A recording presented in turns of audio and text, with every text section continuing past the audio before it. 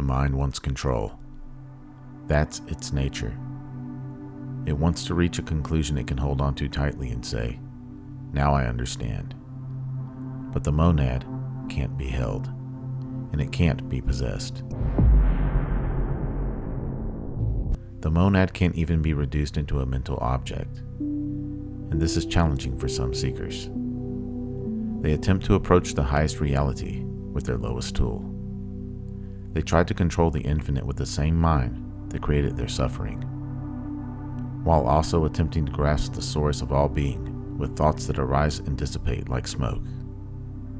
But the monad is not just another thought inside consciousness. The monad is the light that allows thought to even appear. It is not something the mind can discover like a hidden object in a secret room. It is the living source before the room, before the seeker, before the search. And this is why the mind trembles before the monad. Because the monad does not give the mind more control. It reveals that the mind was never in control. The doorway opens only when the one trying to force it open finally surrenders. The mind cannot control the monad because the mind is downstream from the monad. The river cannot command the ocean that birthed it. The ancient Gnostics spoke in symbols because ordinary language cannot carry these truths directly. They spoke of the Pleroma, the fullness of divine reality. They spoke of the Demiurge, the false architect who mistakes his limited domain for the whole. They spoke of the archons, powers of distortion, rulers of ignorance, forces that keep consciousness bound to a false world. But these are not only cosmic myths. They are inner realities. The Demiurge is the part of the mind that believes its version of reality is ultimate. The archons are the patterns that patrol your perception, like fear, pride, and shame, or the need to control every outcome because you are filled with false certainty and inherited belief. The archons fill the mind with spiritual arrogance that can lead to the need to be right, to explain everything, and to turn mystery into doctrine before mystery even has a chance to transform you. The Gnostics believed that the hidden prison was not matter itself, but mistaken consciousness. A mind that believes its projection is reality. A mind that looks at the shadow on the wall and calls it truth. The Gnostic path is not about hating the world. It is about seeing through the false image of the world. And one of the most deceptive illusions is thinking the mind can reach God by controlling the path. But the monad is not reached through domination.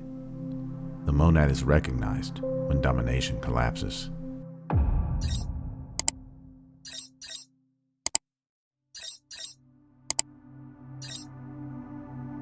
The mind can organize your calendar.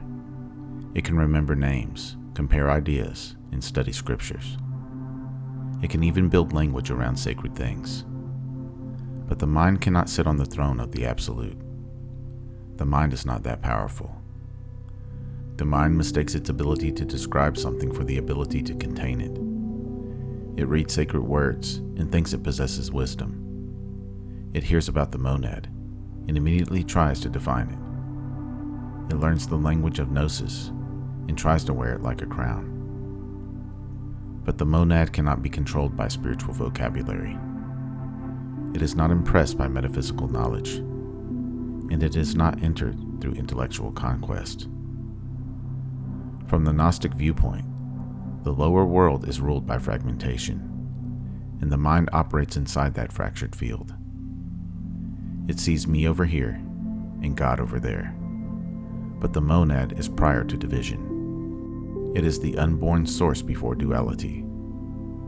So when the mind tries to control the monad, it has already overlooked it, because control requires two, the controller and the controlled. But within the monad, the root of division dissolves. There is no object to seize, distance to close, or external throne to invade. There is only the source recognizing itself beneath the illusion of separation. Many people leave ordinary control behind and enter spiritual control. They no longer try to control their lives in the same obvious way. Now they try to control signs, synchronicities, and awakening. They attempt to control energy, manifestation, and dreams. They still want reality to obey the ego, but now the ego is wearing sacred clothing. This is why spiritual seeking can become a labyrinth of isolation. The language changes, but the structure remains the same. The mind says, if I unlock the hidden knowledge, I will be superior. If I perform the right practice, I will force the veil to open. If I master the symbols, I will control the mystery. But the mystery does not kneel before the one who seeks power. The mystery opens to the one who becomes empty enough to receive truth. There is a difference between gnosis and control. Control says, I want to possess truth. Gnosis says, I am willing to be undone by what is true. Control strengthens the false self, and gnosis burns it away. Control wants to ascend while keeping the ego intact. Gnosis reveals that the ego was the veil, and the monad cannot be seen clearly through the very veil that claims it wants to see it. Every true initiation involves death. Not physical death, but the death of something false. The old identity must die. The echo of the false self must fade, and the ego's crown must be removed. In the Gnostic chamber of awakening, the seeker must face the terrifying truth. The one trying to reach the monad cannot enter the monad, because the seeker is built from separation, and the seeker's spiritual identity cannot pass through the gate. The mind stands before the threshold with all its tools, and yet the gate remains closed. Not because the monad is cruel, but because the monad cannot be entered as an achievement. It can only be recognized as the source of what you already are beneath the illusion. You cannot control this. You must surrender the need to control. That's the threshold. Not by forcing harder, not by becoming spiritually impressive, but by allowing the false ruler inside of you to step down from the throne. The monad was never far. The monad was never hiding behind the sky. It was never waiting at the end of some mental maze. It was the silent reality underneath every step of the maze. It was the light behind the eyes of the seeker. It was the awareness in which the mind struggled, doubted, and collapsed. The Gnostics spoke of the divine spark trapped in ignorance, but the spark is not liberated by becoming more clever inside the prison. It is liberated by remembering its origin. The spark does not defeat the prison by destroying the walls. It awakens to the fact that the walls were made of misperception. This is why the monad cannot be controlled, because control belongs to the dream of separation. The monad belongs to the fullness before separation. The mind says, how do I reach it?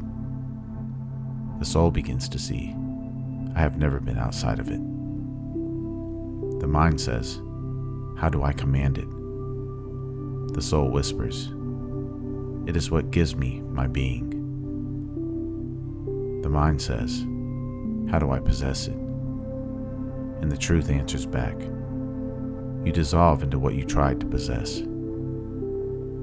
This isn't annihilation, it's liberation.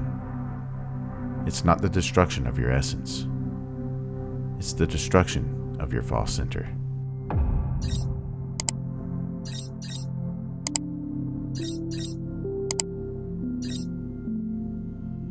So how does this reflect in your ordinary life?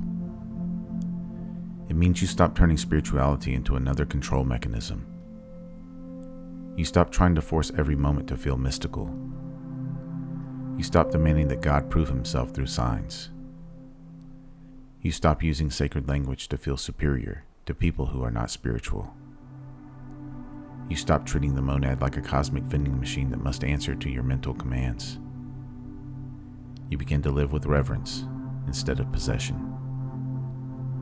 You still study, contemplate, and act, But the mind is no longer the false king sitting on the throne of illusion.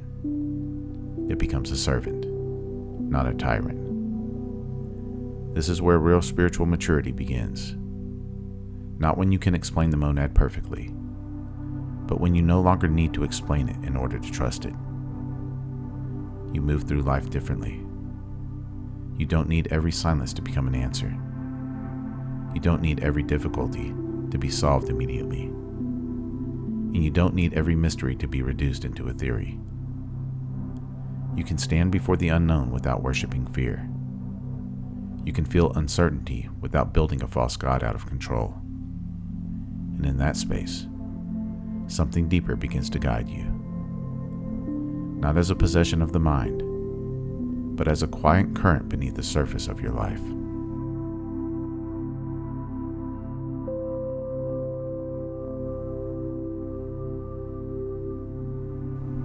The monad cannot be controlled by the mind because it is beyond the mind.